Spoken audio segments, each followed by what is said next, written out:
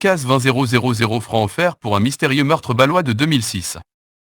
Les autorités de Bâle-Campagne ont déployé de gros moyens pour trouver l'assassin d'une jeune brésilienne qui se prostituait. Une belle récompense, une enquête approfondie, du profilage professionnel, une émission de télévision grand public, les autorités de Bâle-Campagne ont engagé de gros moyens pour tenter d'élucider un mystérieux cold case. Il s'agit d'un meurtre d'une jeune femme commis il y a plus de 15 ans, en 2006. Le meurtre en question est celui d'Anna Paula, alors 31 ans. Son corps sans vie et dénudé avait été retrouvé le matin du 2 septembre 2006 sur un chemin forestier de la forêt d'Asheville. Elle avait été étranglée. Cette Brésilienne, mère de 2 enfants, était devenue dépendante à la cocaïne et se prostituait pour pouvoir se fournir sa drogue, relate 24 heures. Les enquêteurs supposent qu'elle se prostituait ce jour-là au petit matin et qu'elle aurait accepté de monter dans la voiture d'un client, qui allait l'assassiner. Le crime aurait été minutieusement prémédité. À l'époque, l'enquête n'avait pas abouti et le meurtrier n'a jamais été identifié. Les autorités ont son ADN mais aucune correspondance n'a jamais été trouvée.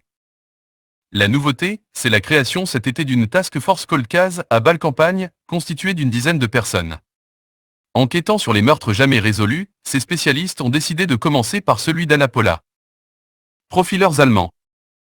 Pour débuter, et c'est inhabituel en Suisse, les autorités bâloises promettent 20 000 francs de récompense pour toute information permettant de mener à l'arrestation de l'assassin. Mais ce n'est de loin pas tout. Les enquêteurs ont épluché les quelques 5 700 pages du dossier et sollicité des spécialistes de médecine légale comme de la police scientifique. Ils se sont également associés avec des profileurs munichois et proposent donc un tout nouveau portrait probable du tueur.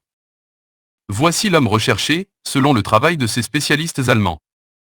Le tueur avait 25 à 35 ans au moment des faits. Il a donc aujourd'hui entre 40 et 50 ans, ont communiqué les autorités bâloises. Il connaissait la forêt d'Asheville et surtout probablement très bien le milieu de la prostitution de rue bâloise. Il devait être également connu dans ce milieu et avait peut-être déjà été impliqué dans des conflits avec des prostituées. Après son meurtre, il a probablement évité ce milieu durant un certain temps. Puis aurait pu réapparaître plus tard, posant des questions sur le crime ou son auteur. Il a peut-être vendu sa voiture dans les semaines qui ont suivi l'assassinat. Manque marqué d'empathie. Le criminel est susceptible d'avoir mené et de mener encore une vie régulière et discrète. Il était peut-être en couple. Il a probablement une intelligence au moins moyenne, un manque marqué d'empathie et des traits de personnalité psychopathe. Il serait manipulateur et posséderait du matériel pornographique glorifiant la violence. L'homme recherché, enfin, pouvait habiter la région bâloise. Mais aussi la France voisine ou le sud de l'Allemagne.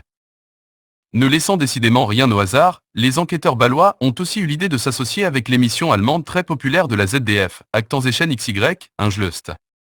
La semaine dernière, elle était donc consacrée au meurtre bâlois et au profil probable du meurtrier, avec appel à témoins. On verra si tous ces nouveaux éléments et efforts mèneront à des témoignages précieux.